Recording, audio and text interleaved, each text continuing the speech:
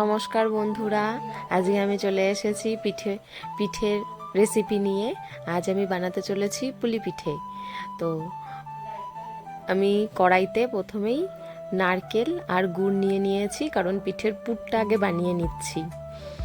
তো প্রথমে নারকেল এবং পরিমাণ মতন গুড় দিয়ে এটা কড়াইতে আমি নেড়ে চিড়ে ভালো করে এর পুরটা তৈরি করে নিচ্ছি।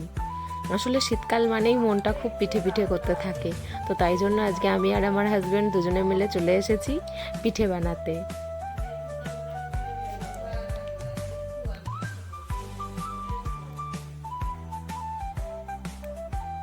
তো দেখো বন্ধুরা, আমার পুরটা মোটামুটি রেডি হয়ে এসেছে। এইবার আমি পরে পিঠের কাইটা বানিয়ে নেব। পুলি বানাবো যেই কাইটা দিয়ে, সেই কাইটা বানাবো। আমার পুরটা রেডি হয়ে গেছে, পুরটা নামিয়ে রেখে এবার কায়ের জন্য প্রস্তুত হচ্ছি।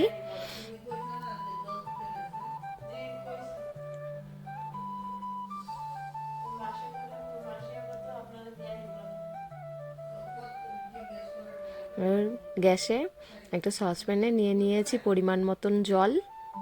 আমি আজকে বেশি বানাচ্ছি না, অল্প করেই বানাচ্ছি। তো এর মধ্যে সামান্য নুন দিয়ে দেবো স্বাদ হওয়ার জন্য। তো পরিমাণ মতন লবণ দিয়ে দিলাম।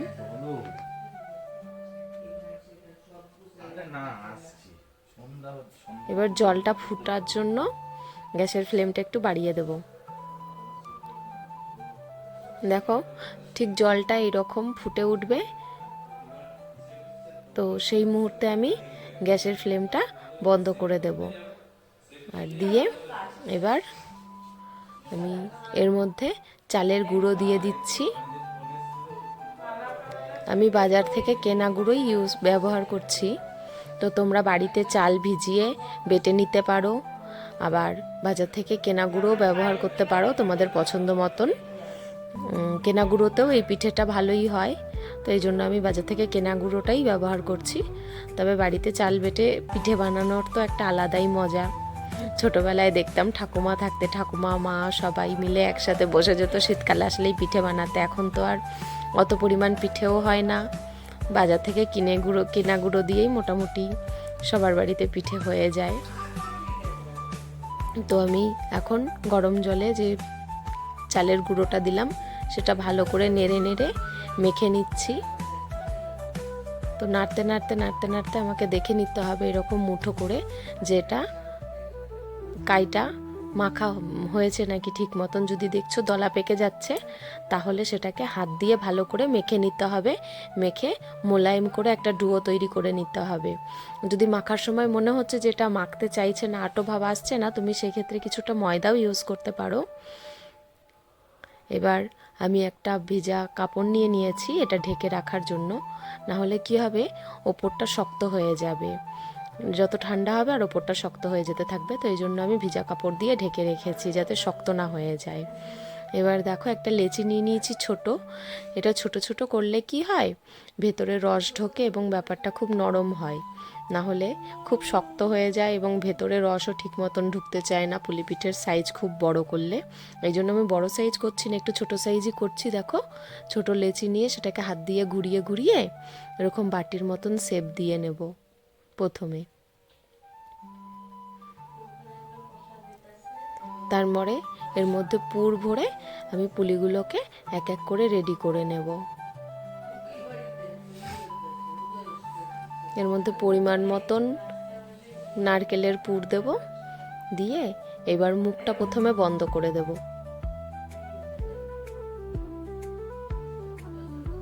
মুখটাকে সুন্দর করে বন্ধ করে দিতে হবে, না হলে যখন আমি পিঠেগুলো দুধে দেব বা গরম ভাপে বসাবো তখন পুরটা বেরিয়ে যাওয়ার ভয় থাকে মুখটা খুলে গিয়ে।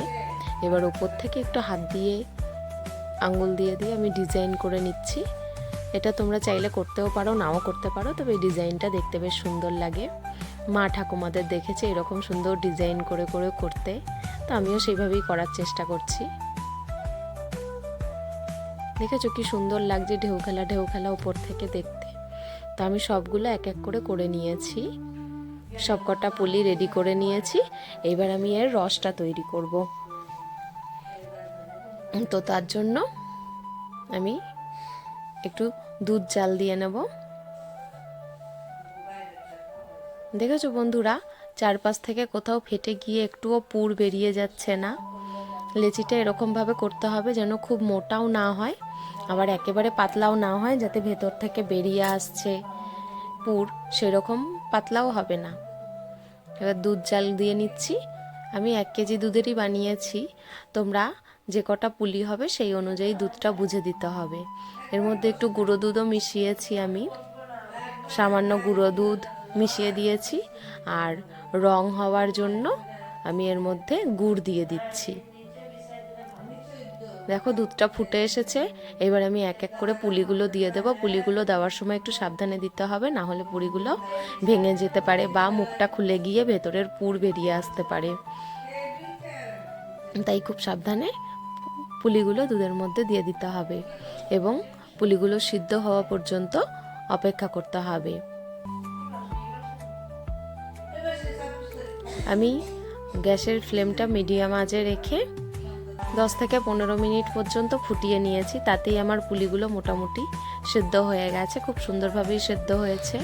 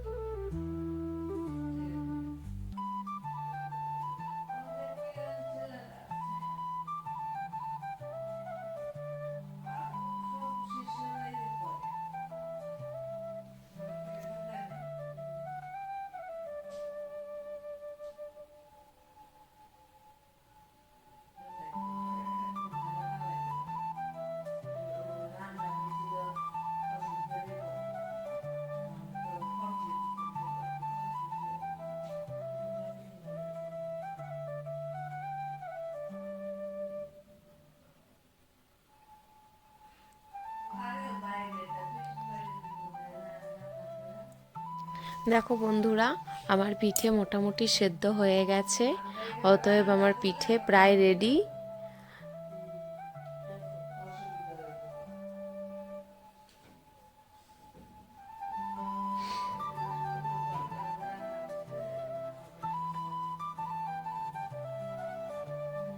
এবার আমি নামিয়ে নেব পিঠে এবং তোমাদেরকে একটা পিঠে ভেঙে দেখিয়ে দিচ্ছি আমি।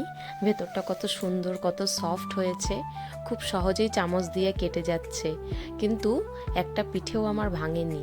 প্রত্যেকটা পিঠে গোটা রয়েছে, একটুও পুর বেরিয়ে আসেনি কোনো দিক থেকে। দেখতে পাচ্ছ তোমরা। একটা পিঠে ভেঙে দেখিয়ে দিচ্ছি এর ভেতরটা কতটা রসালো হয়েছে।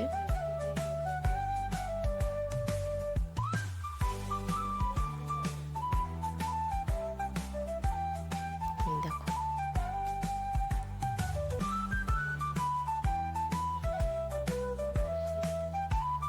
থ্যাংক ইউ বন্ধুরা আমার ভিডিওটা দেখার জন্য।